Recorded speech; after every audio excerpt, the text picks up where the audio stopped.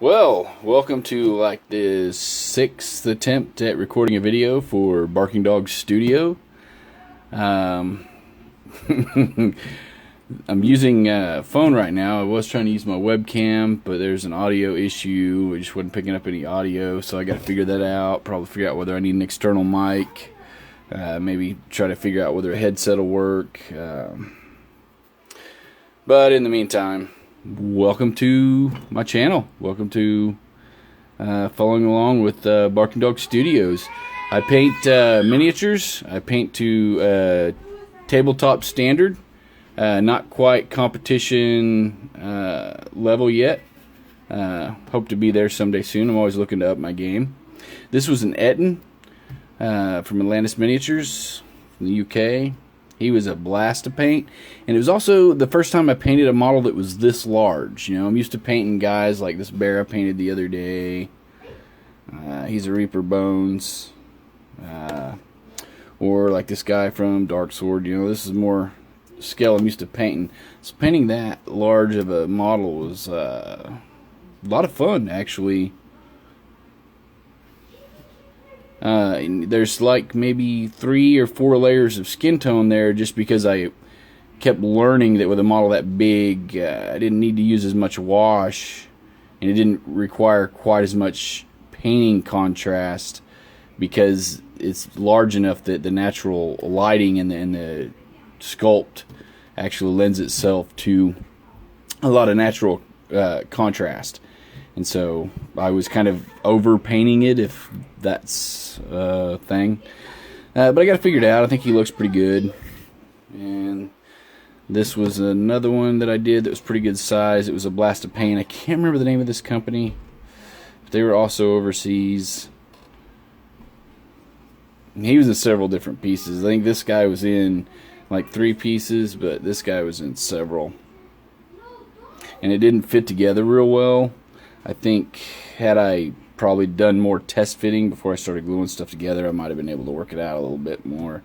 But it still required a little bit of putty and filing to hide some seams, because the abdomen of the cat is actually split in 2 right down the middle there.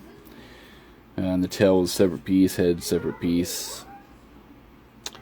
But there we go. There's that guy.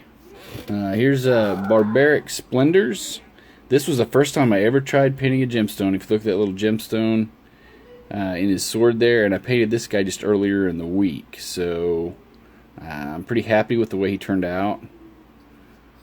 I generally coat everything with a satin clear coat, because my miniatures are all meant to be handled, so I wanted the paint to kind of last on them. But with that gem, I actually went back and hit it with a little bit of gloss when I was done.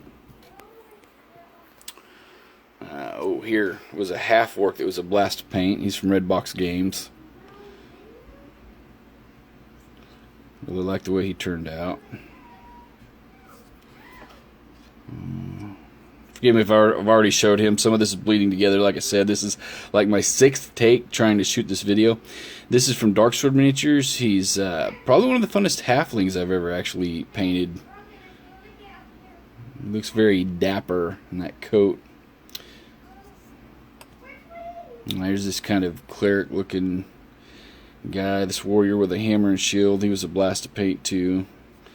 Dark Sword, or not Dark Sword, Redbox Games always have really good sculpts. Of course, so did Dark Sword, but he's Redbox Games. He was another guy that was a lot of fun to paint. I tried making him look kind of dirty, making his pants look kind of dirty. He's kind of a blubbery, half-orc looking guy. Inspire a lot of character ideas there. And this is a Reaper Birdman, be used as a Aarakocra, if I'm saying that right, for a D&D game. We'll be gaming later tonight, and I've got a player that plays a character, and hopefully we'll be able to start using that mini. Well, thanks a lot for following along with Barking Dog Studios. Bark on, puppies.